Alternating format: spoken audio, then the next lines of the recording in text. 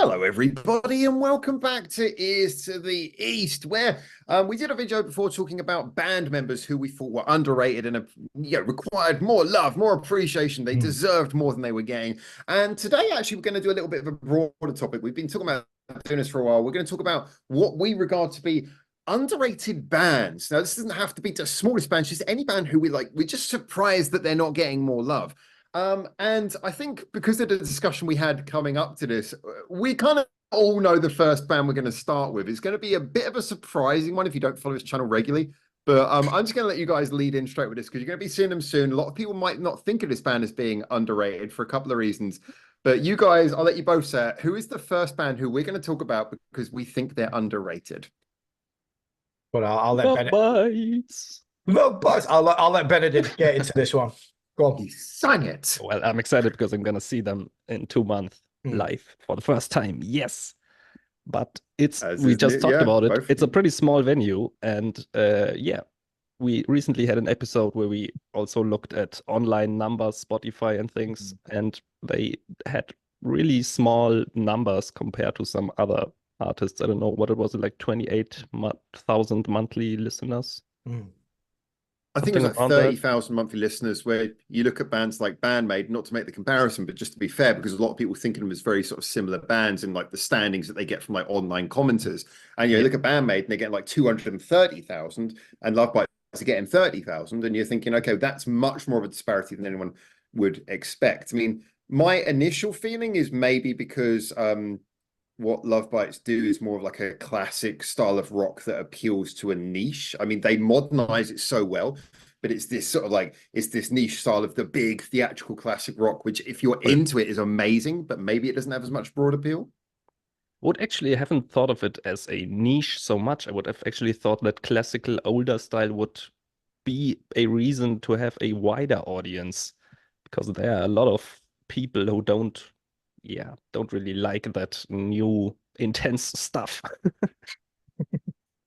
I like how you're the voice. You're the voice for the old men in the room. It's Yes. like, we don't like this new stuff. This new stuff. This new screamy stuff. There's large quantities in both camps. I think there's a large quantity in both camps, and I think you've got a point as well. When you look at a lot of the people who transfer over to Japanese music, it's because they are a bit older and they got tired of like modern Western music, and they were like, I want to go back to the day, of good musicianship, blah blah blah blah, and so they find a lot of solace in listening to Japanese musicianship where that takes priority. Could be that, but so why do we think that they just don't seem to be like playing as big of venues as some of their peers? They don't seem to be quite getting the same numbers on streaming services. Any ideas why that might be? Because obviously we're putting them forward because we think they deserve more appreciation. I would have an idea, and to me it's probably that just a lot of people in the West really don't know about them, because I think their biggest exposure is through things like YouTube and online media and the modern stuff. And I think a lot of fans of that classical style maybe are not in that realm at all. So they would just hear about them if they just played it on the radio, or if they would be covered in some magazine or something. But it's not really that much for Lovebites. The one thing you can count on, love it or hate it, I think, for Bandmade is whether or not you like Pony Canyon or not. What they have done for Bandmade is really open the door. Really opened the door internationally for them. Really done the hard graft, I suppose, to make them popular in the US and stuff like that. Really focused on that one. And to an extent, you could make the same argument for like Atarashi Gakko, which might not be like. I think Pony Canyon have more just sort of capitalized on what was already there. I think Pony Canyon just let it grow, but they put the money into making it grow. They made good deals. I mean, Bandmade were already established when they put them up, but you look at obviously them being on tracks for like Netflix shows and stuff like that. It just gives an opportunity for their songs to be more out there. Obviously the tours in the US as well, the festivals and stuff they've been going to. I just feel like they've had really, really good promotion, whereas the Lovebites is absolutely amazing live, and I think they're absolutely phenomenal, but I probably would agree with Benedict that the promotion sucks for Lovebites. Really? I think so. I think so. I don't think they. I remember when their music videos came back came out back in the day, and they would always have like an advert halfway through the music video. The music video would stop, and then it'd be an advert for the album. Then the music video would continue. I was like, Yeah, I remember. this is not a good way to promote your song. No, I hated that, especially when you jamming out to the song in the middle of a guitar solo, and it's like, here's the new album. I'm like, I don't know. I'm jamming to it. Yeah, so I feel like Lovebites probably, I feel like that's a promotional thing rather than the band itself. So you think they got like weak promotion? Probably. Yeah, I would say that's where I would personally point the finger. It's interesting because when Benedict mentioned about the classic rock style, my mind initially went straight to Ningenis, who and Ningenis obviously they really exploded because of YouTube. But I think the reason is that, and I've commented this before, I think sometimes a powerful thing is that juxtaposition of image, where what you look like makes people immediately go, well, what would that sound like? You know, and so when you see a bunch of like elderly Japanese guys in sort of like in robes and stuff, and one's kind of like painted up, it's like, okay, well, what is this going to sound like? And, you know, Bandmate, they're dressed as maids. It's like, but this isn't cute music. What's this going to sound like? Whereas with Lovebites, they do have an interesting image, but I don't think it's an image that makes you go, what's this going to sound like? Because you can kind of look at them and get the idea, okay, this is probably going to be something quite theatrical. I would have thought they have the same thing, because I don't know, if I look at the back of, I don't have it here. Yeah, I don't know, the back of any of their albums, I would say like, yeah, this is not like metal I would enjoy, but then I listen to it and it blows me away. Yeah. But then that kind of plays against your point then, because then I would ask, well, why haven't they achieved what Ningenis had achieved? I mean, like obviously Ningenis was smaller, but Ningenis were massively aided by online promotion. So do you just think it's like the online promotion for Lovebites hasn't been done quite as well? Just promotion in general. The thing with Lovebites is they have, for better or for worse, you want to say, they have quite a Western sound. What they're doing, but with that Japanese technicality that we love from them. But the problem is they're a Western sounding band that live in Japan. So people from the West don't really know about them because they're from Japan, and people probably from Japan don't pay them enough attention as they probably should because they sound quite Western. So like, that's actually quite an interesting point. Yeah, that's quite possible. I personally, if I was like the promoter for Lovebites, I would personally do what Bandmate's been doing and really push internationally. Tour, like fuck. Absolutely. Like record. That's where I feel like they've been going wrong. Now, obviously, they had Mio that just left, so that kind of put a spanner in the works, and we had COVID, and we had. But they dealt with that so well. We've said this so many times. One of their best promotional moves was the way they did that audition for a new member, and then picking Fami, a YouTuber who just fit perfectly and was a juxtaposition to the group. Yeah, that was so beautifully dealt with. But yeah. Yeah, and that I just feel like promotion is the main issue for them, because the songs are amazing. I feel like any Lovebite fan who has heard the band instantly kind of falls in love with them, with the music and stuff like that, can really appreciate them. I just don't think they're pushed anywhere near to the extent of maybe like a Baby Metal or a Bandmate. I would even argue even to the extent of like Unlucky Morpheus, who are infamous for like not pushing themselves internationally, you know. So yeah, I think for me it's just a case of Lovebites. Whoever's doing the promotion for Lovebites sucks, and they need to step up their game there. We're going to get a message from that person there. I like your idea though. I think that Lovebites are probably one of those groups who I think for us it seems, and you look at like the YouTube reactions who always get huge views, and it's pretty clear that Lovebites has a large audience overseas. And I think you probably got a point that maybe all it really comes down to is someone needs to say, guys, we're putting you on a flight. You're going to be leaving Japan and you're not going to be coming back for 10 years. But you're gonna get rich. Yeah, get real rich. I feel like that's probably it. To be fair, like they do need like just a 2-year like world tour of just absolutely smashing shows left, right, and center. And we've seen music with a Japanese work ethic is not a bad thing at all. I mean, to be fair, they are slowly starting now. So yes. Credit where it's due. Because you two are going to be seeing them soon. Anyway, there we go. I think we've got a diagnosis for Lovebites. Do you guys have anything to add to that, or should we move on to our next artist? No. I think we probably spent way too much time on Lovebites there. Actually, to be fair, Howard, do you have anything, or do you want me to go next? Fan hatred. Sorry, I said, do you have anything, or do you want me to go next? I'm gonna let you go next. Oh, you're gonna mix it. So I'm gonna pick like a relatively unknown artist. So I'm not expecting many people to know this. I recently discovered her quite recently, and I quite like her. She's very, very raw, but I watch her and I really see the potential there. But I'm gonna go for Mad Jamie, who Friend of Gatrick Spin. Yes. And I've listened to her stuff and all the new songs. She's got a couple of new songs recently that's just released the last couple of days. And I actually think they're amazing. A few mixing issues, I think, in her songs, but I think that's just down to cost. You know, gotta put out what you kind of earn, I suppose. So there is a few issues in that one, I will admit that. But her just energy, pure. She reminds me of a mix between Lisa and Ado, which is like she's got that crazy. I was thinking Rail. Oh yeah. All that as well. I think she's got like a Rail energy, actually. Yeah. But she has that really. I can see what we've done to Benedict. We've. Well, I haven't heard it, so I cannot really comment. Exactly. Yeah, he's like, do I not? But I've checked out I leave Lisa the room? recently, so I can imagine Lisa and Ado cross. Yeah, but she has that look, that energy. I really like the songs. Her songs are so out there, experimental. They're really fun to listen to. I mean, me and Howard had this debate literally on the Bandmade video before, where we said like the new Bestie one maybe wasn't like experimental enough. But I always feel like Mad Jamies are, well, the bonkers a little bit, and I like that. I feel like I think like the potential's there. I expect her to get really big, really fast, to be honest. I if I was to put a bet on an artist or an underwhelming artist that I think is going to do well, I reckon it would probably be her in the future. Wait. Reword that. You worded that. Actually, you worded that dangerously. An artist who is overwhelmingly good but underwhelmingly promoted. Is that what you actually meant to say?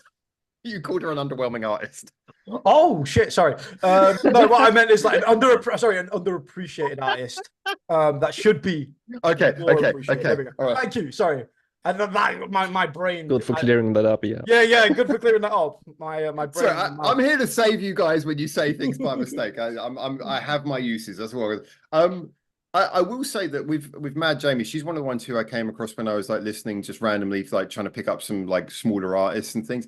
And I remember like she's one of those artists where whether you like her songs or not, you got to appreciate them. I mean, because I don't know if she's necessarily the most experimental, but what she does is she strikes this really interesting balance where all of her songs feel like they're constructed as actual songs. You know, they got sections, they got direction and everything, but you never feel like any of her songs are complacent. There's always a feeling like there's like an idea, there's like something that she wants to fuck around with.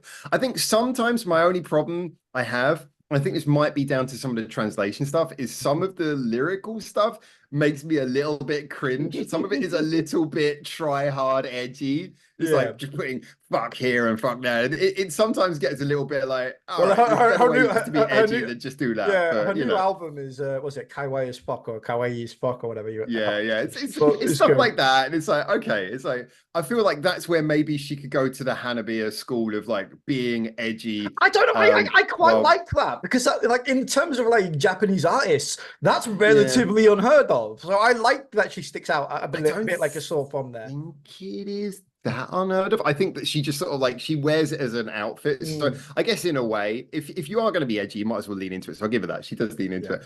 But for me, I always find her songs are much more edgy than some of like the occasional like just random use of like edgy language. Anyway, because we're kind of like doing Benedict. Not a problem. I'm interested. I must actually send me a song. I will send you a song. I didn't expect you to pick her, Neon, but that's a really good choice. And I would actually say, I definitely recommend one. Check out Major. Do you want to recommend an individual song? Because there's quite a few ones that I like, but was there one that captured you, or should I just link people to just Mad Jamie's account? Just any song. I feel like every song is unique enough that I think it could capture an imagination. That's the one of the reasons. I think you should listen to at least 3 though. Yeah. I think she's one of those artists you need a few. She's one of those artists that it's varied enough that it's crazy, but it's varied enough that every song is kind of entertaining in its own way. So yeah, I don't think there's any particular song I would say is a definite that is a you have to go and check out. I think all of them are pretty stand out in their own way. Awesome. I think that's a great pick. I've got to be honest, there's so many artists who I want to say I think are underappreciated, who I want to sort of throw something in and sort of called out for. I mean, I'm looking behind me, and I think most of the artists behind me are kind of considered to be underrated. But we said before this video that we would pick artists who we think there's maybe something that's kind of held against them, maybe in some way, people don't give them the credit they deserved or something, try and justify it. So I'm just gonna quickly, we don't have to dive into this too long, but I'm gonna quickly repeat one that I've said before, which is I am gonna bring up TRiDENT again. I know, Who? I'm sorry. Yeah, exactly. Have I told you about our Lords and Savior TRiDENT? Look, this message has come up before. I just think that there's too many. I've heard so many. I mean, I even heard this coming out of the gig when I was walking along, and I was walking behind two other people who came out of the gig and were, you could tell they were kind of there just out of interest. And there just seems to be this insinuation that there's something fake about TRiDENT because of the fact they're a free piece who uses a lot of layering. They do their live stuff, they bring in layering, and it's like other sounds. They'll put other sounds in, they'll put production in. They like to do heavily produced songs. They'll do songs with like synths and stuff in the background. They do stuff with like weird like glitch effects and stuff.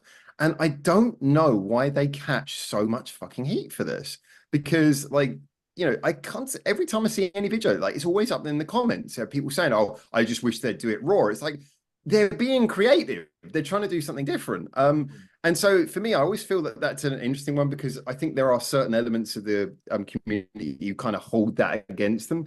But for me, if you just take them on face value and enjoy their music, I would say that they're different enough that I'm not saying they're the same thing, but I would say I hold them in once they've been around for 10 years, once they've been around as long, I can't see any reason why I won't be enjoying their material just as much as bandmates. For me, they've got the same hit ratio, yet they need to get a little bit more variation with having some non-rock songs as well. Like, Bandmate can put out a Memorable and they can put out an About Us. TRiDENT haven't quite hit that yet, but for me, TRiDENT's just hit ratio of doing interesting songs that all have identity. They're there, and I just think that people give them too much shit for actually being creative, because they're not doing it in the way that some people like. Yeah, well, I think that's it. I think like overproduction and layering gets kind of like mixed in and lumped in with miming or me a little bit, where they think just because it's miming, they think it's fake, which I kind of agree. Like, this is where the difference, right? Well, they're not miming. They're not miming. They're actually singing. Tying it in together, But the overproduction thing, I feel like if you're any music fan now, I mean, there's another band which had a really, really funny story, actually. Falling in Reverse.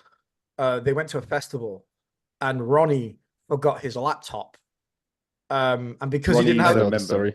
Yeah, because he forgot his laptop, he couldn't do the show, because literally like 90% of the show is on the laptop. Like, that plays as he's doing his stuff. Now, Falling in Reverse is very much like TRiDENT a little bit in that sense that they got so much going on. There's so much layering and effects and beats going on.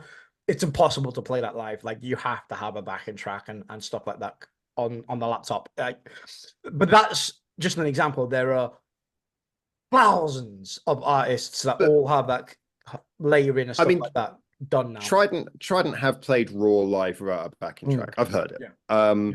It's a little bit rough and ready, and it's great. But it's decided to go for the more full sound live, and it's their choice, and it's totally convenient and it's quality as well. Like, it's convenient. It's more easier for them to do what they want to do with the crowd and interaction and dancing, and they're singing probably.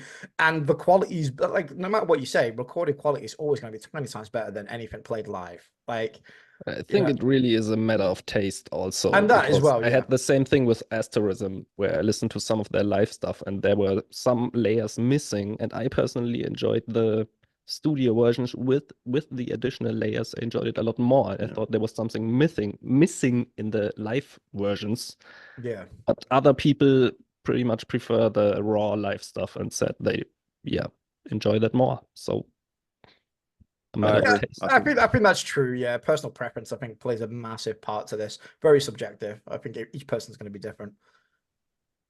Me personally, like, I don't think they should get any crap for that. And maybe maybe again, I feel like that gets lumped in with the miming thing. I mean, who was that other artist that got caught miming on stage? Milli Vanilli. I can't remember who it was. But their career went down south after that. Once everybody realized that that's what they were doing, that they were their career. But I think that's the thing, is people have like this big fear about that, and I get it. But I think there can sometimes be this thing where you get the purists who think that noticing anything that isn't 100% live this is a small number of people, but there's a small vocal number of people who'd be like, oh well, you know, they're noticing anything that, oh, that was pre-recorded, that like that somehow means anything. It's like, so long as the band is still playing the band, and who cares if they got like some pre-recorded backing stuff. But anyway, so yeah, I wanted to put that forward because I keep on needing to spread the gospel of Trident, because I think they're a band who absolutely, if you're into like so many of these big bands who've got like 250,000 followers or whatever, then I just can't see why you wouldn't be into Trident if you give them a chance. And I think some people might steer you away from them, and I want to steer you back towards them. So that's my next suggestion. Right, who's in with the next one? Benedict's turn now. Did you pick yeah. Oh, we're doing it like that. Okay. Okay. Yeah, I wanted to go for Tone Spoon, because Tone Spoon is a really, yeah, I don't know if I have the right YouTube channel, but they have like 400 subscribers, if that's the correct one. And to me, they always really, had a small number, which I don't get. I mean, I don't want to make a comparison here, but somehow they are similar to Soko ni Naru, and Soko ni Naru is just way more popular. And to me, this EP, I don't know if they have a lot more stuff out yet, but this EP really, I listen to it regularly. I really love that stuff, and I even enjoy it more than Soko ni Naru. I think their style is actually a lot more accessible than Soko ni Naru, because you know Soko ni Naru sometimes goes into pretty intense, wild territories. But yeah, Tone Spoon, awesome stuff. I can put that thing on every time, so I'm not really, don't really know why they don't have more, attention. I can't help it. I mean, they are still relatively, comparatively new, but I do agree. I think they should have more attention than they do have. I do think that a lot of the time, and this is not to, because I think actually the Soko ni Naru comparison is actually a really good one. And I don't want to sound like I'm speaking disparagingly of Soko ni Naru, because they're a fantastic band. But I think sometimes a lot of the things that help Soko ni Naru is the wow factor, and that their songs are very like, whoa, kind of thing. Yeah, Whereas on a technical level, wall of they're not sound that blows you away. Yeah, so you can imagine someone just being like, what the hell am I listening to? Whereas, that has the wow factor that draws you in. Whereas with Tone Spoon, they tend to just sort of write songs. They don't go for that sort of wow quality. But I agree, like on paper, like everything they do is just as interesting, sometimes even more technically astute than many of their like much more famous counterparts. So yeah, I think Tone Spoon absolutely deserve more appreciation than they got, which is so bizarre to think of. Because I still like I see their subs and I'm like, how is it still there? It's like, you guys are like really cool. Like I said, I'm wondering if it's the correct channel because it's so few. Yeah, I'm gonna double check it now, because I'm like, really, is it still that low? I don't know. There's one channel where there's 3 videos called Tone Spoon. It's probably right, because I mean I remember like when I did my interview with them, they had like a very small number anyway. So if we just go for like but it surprises me that it hasn't gained more. 423, that's the official account. Yeah. They definitely, guys, if you're into anything, even if you just like music, it doesn't have to be like boffin music, just with any technical aspect. If you just like interesting music, just go check out Tone Spoon, for God's sake. You will appreciate it. Yeah, that number is really crazy. Like, also just looking at the preview of the video, like the music video, it's really awesome production. We've talked about this before, though, isn't it? Like the Japanese work ethic. Small. You get bands with like 100 subs who have great videos and stuff. Yeah. Hey, Benedict, we've got more subs than Tone Spoon. Holy crap. I know. Actually, really? I know. Yeah.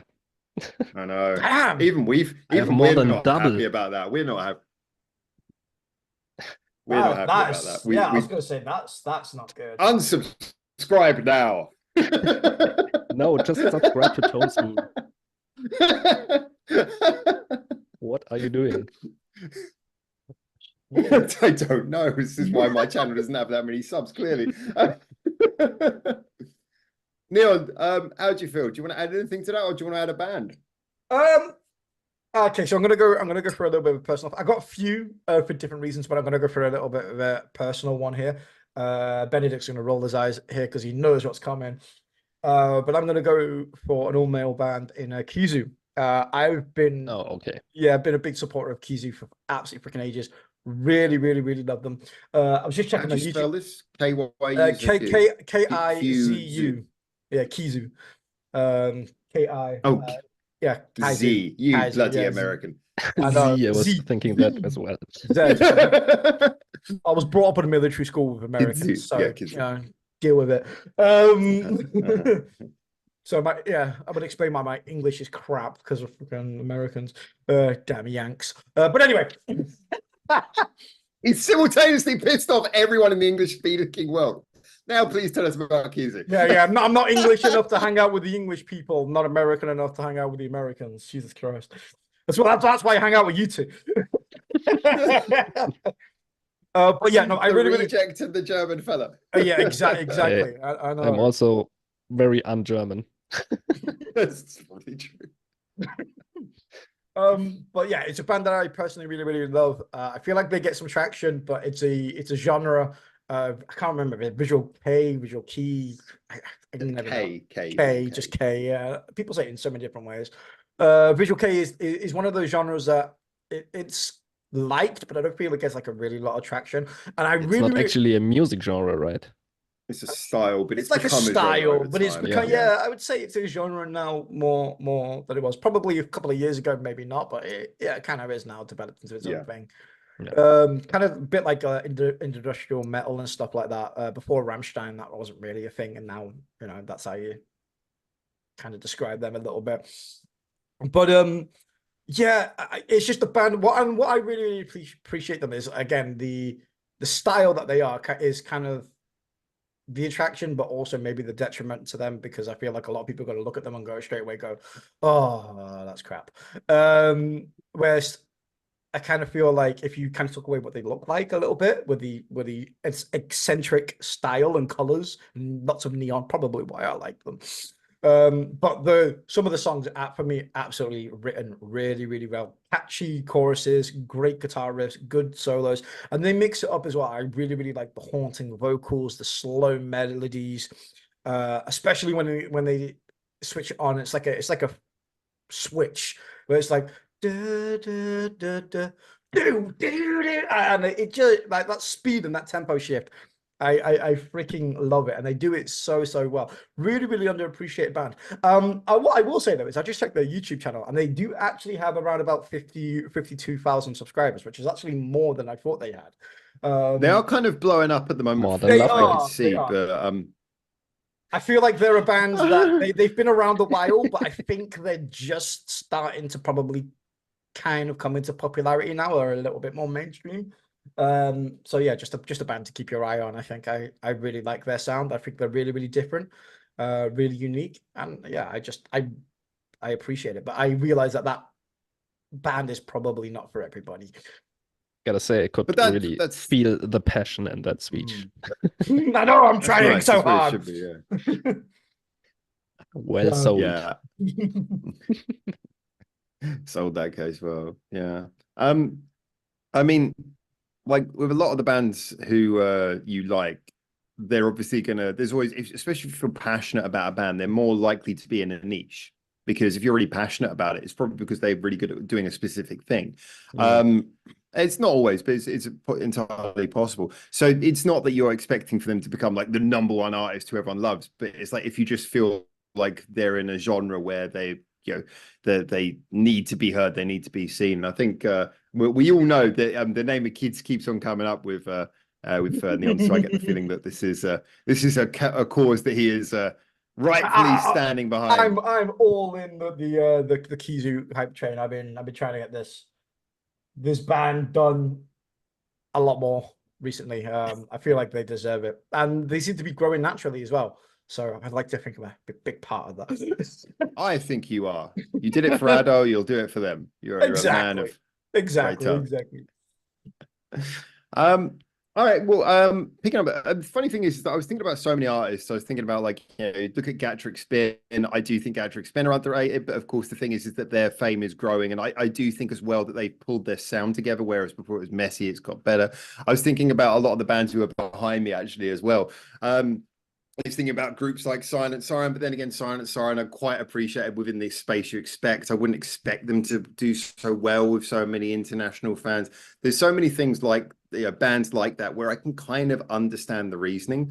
But I think one of the bands who I have to go for, I'm going to go for a bit of a living legend here.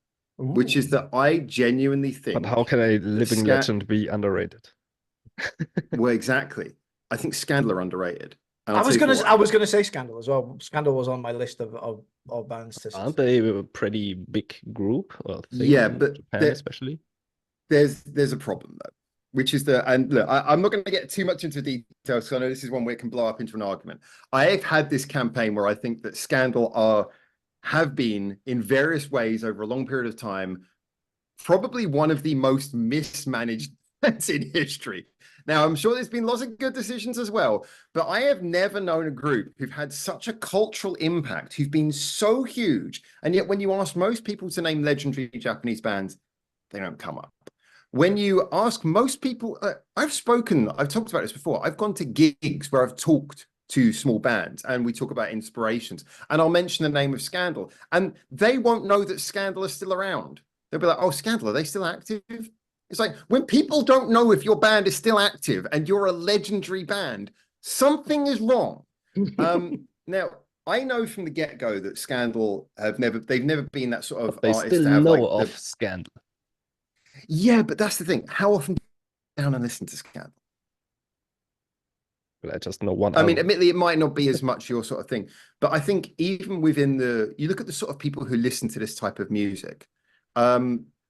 I don't think Scandal, like when they drop hits, I don't think people are as aware of it. I don't think it gets around as much. And yet they are revered. Everyone knows their name. And that's kind of the problem. With the whole thing we're talking about is underrated. Yeah, When I you're get the not point.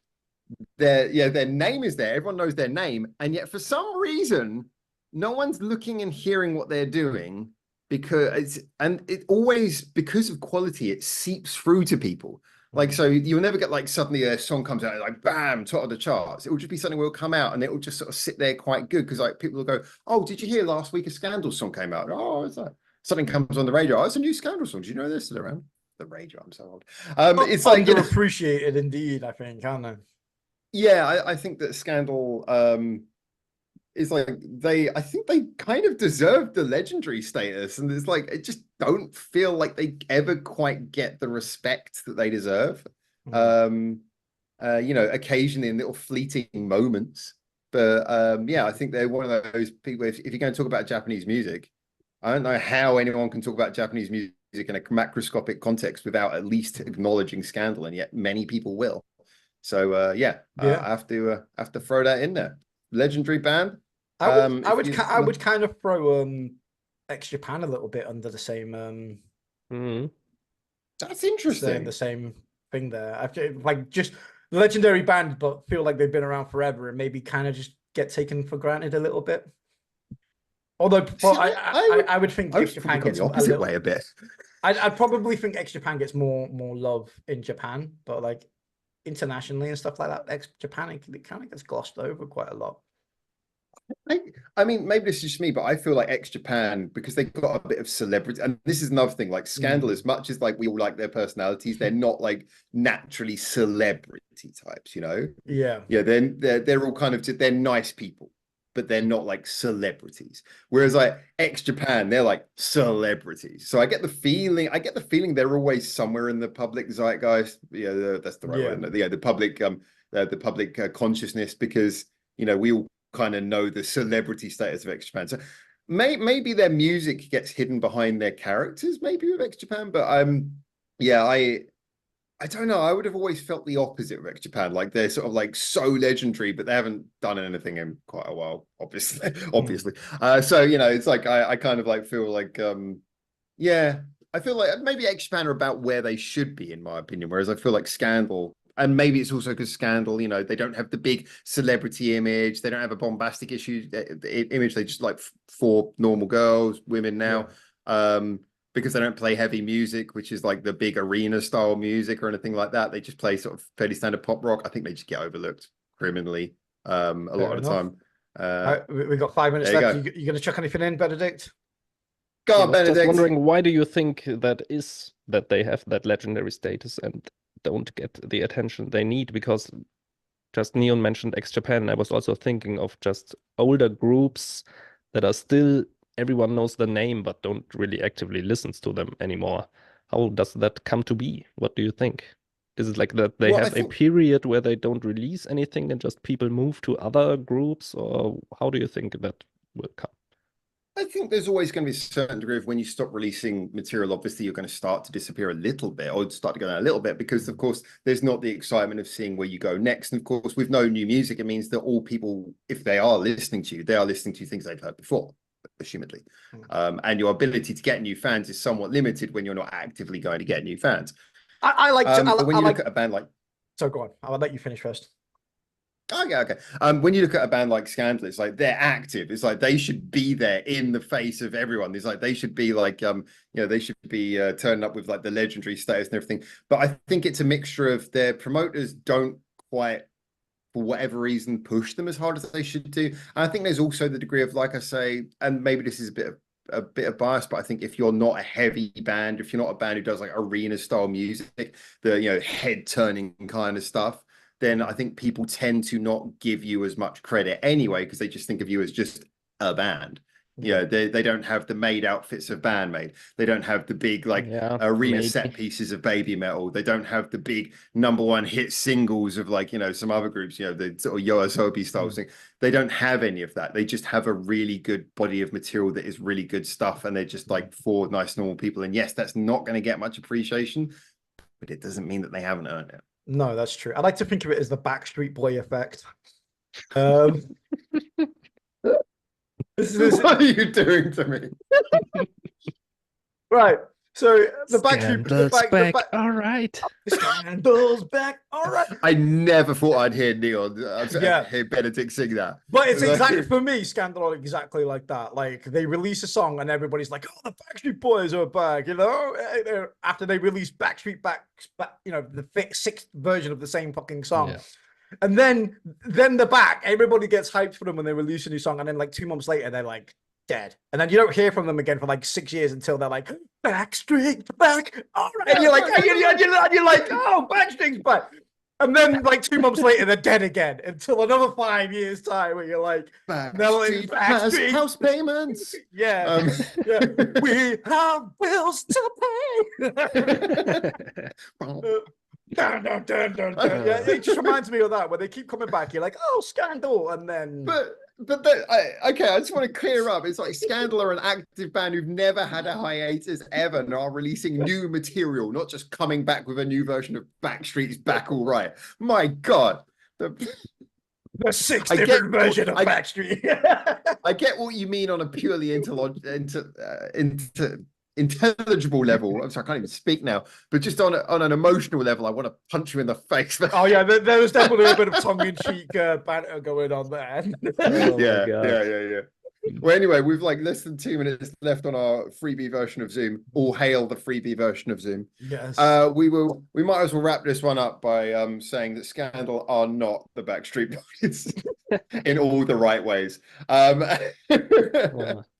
And yeah, let us know, who do you think is underrated? And this doesn't just mean bands who you want to be more popular. Who is it you think doesn't get enough respect? Put on their name and why. And what do you think can be done about it? Obviously, be fair and reasonable. Give your opinions on what we said about the bands we suggested. There's plenty more. We could do this all day, but we're looking forward to seeing what you do.